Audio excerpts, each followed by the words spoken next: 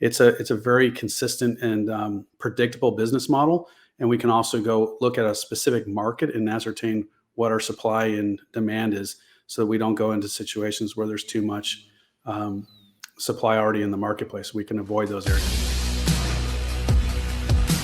So what's the number one secret, Scott? I mentioned some of these major stats, including there are over 48,000 self-storage facilities in the U.S., and that there are more self-storage units in the U.S. than McDonald's and Starbucks locations combined, which is pretty staggering. Most people maybe don't know about that, but give us the number one secret to taking these stats, understanding them, and investing passively to make a good return.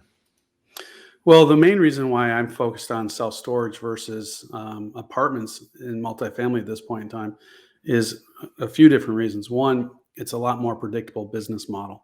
I deemed it recessionary resistant. Others had deemed it recessionary proof.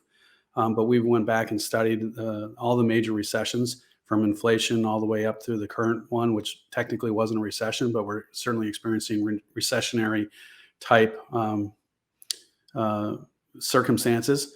And so in each of those cases, self-storage slightly dipped, but then rebounded very aggressively. And it's always stayed around 88 to 90% occupied during that entire time period. So it's a very consistent and predictable business model.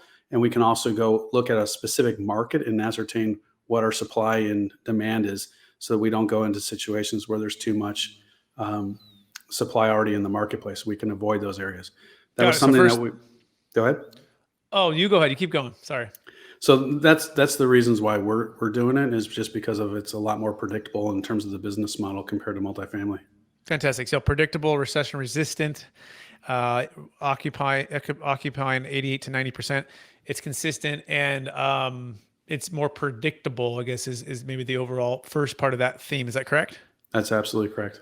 Excellent. So what's the second secret or second step to, you can even be investing with you? Maybe what an investor should be asking, maybe they're looking at and they see the sexy multifamily or the sexy, well, I don't know if you can call mobile home park sexy, but you might say like it's like the thing to do, right? It used to be, but that's kind of the secrets out there too. So walk us through, a high net worth accredited investor looking at potentially investing, and you're making the case for self-storage on that first part of it, but what would be the next thing compared to those other two?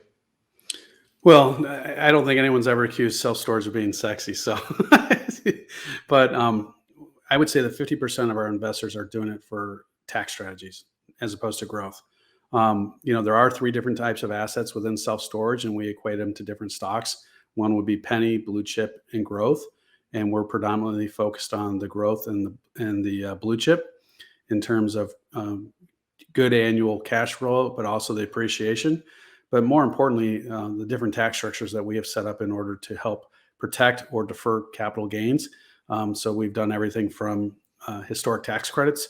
We've done multiple cost segregations, one upon acquisition and then one upon redevelopment. So we can load up on the depreciation schedules at that point in time. And then the most powerful tool that we've implemented is the opportunity zones, which actually wipes out any tax gains. And worst case is a tax deferment, but best case is a complete wipeout of any capital gains taxes. Okay, this is going to be fun.